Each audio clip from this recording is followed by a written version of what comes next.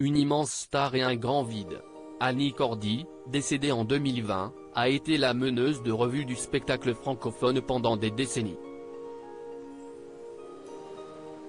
Belge et adorée des Français, la chanteuse, danseuse et comédienne s'est échinée pendant 70 ans à enchaîner les films, numéros de danse et tubes sans jamais connaître une année de répit. L'émission Une maison, un artiste diffusée le 2 juillet 2023 sur France 5 est revenue sur la demeure de Cannes dans laquelle celle-ci aimait se reposer, elle qui venait du Nord mais qui avait toujours rêvé d'une maison blanche face à l'horizon. Dans le documentaire, Salvatore Adamo, un compatriote, exprime à quel point l'artiste lui manque, elle nous manque. Elle remontait le moral des troupes quoi, il y avait de ça. Si elle était encore là, on se mettrait encore debout et on la remercierait.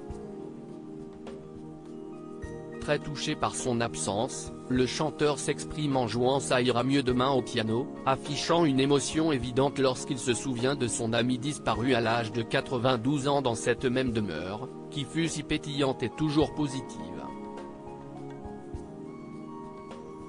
Obsèques d'Annie Cordy, 300 personnes lui disent adieu à Cannes et Salvatore Adamo hanté par la mort de son père. L'extrêmement sensible Salvatore Adamo, lui, continue sa route et a sorti son 26e album au début de l'année 2023.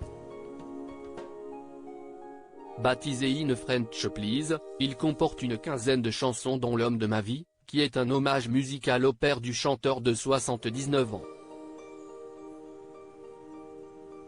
Sur le plateau d'En Aparté, diffusé le 4 mai sur Canal+, Salvatore Adamo est revenu sur la mort soudaine de son père, alors qu'il se trouvait à la plage avec toute sa famille. Il est parti très jeune, à 46 ans. Moi j'en avais 23 ans. J'étais à Biarritz. Il est parti dramatiquement, a-t-il raconté. À un moment donné, l'une de mes sœurs, avec une cousine, qui jouait dans l'eau, faisait semblant d'être en difficulté. Mon père a cru qu'elle était vraiment en difficulté. Il a plongé et a subi une hydrocution. Alors à Biarritz, sans ses sœurs et sa mère présentes sur les lieux du drame, Salvatore Adamo s'était souvenu auprès de Gala avoir reçu la mort de son père comme un coup de couteau, symbolisé par un cri de désespoir, de douleur. Crédit photo, capture France 5.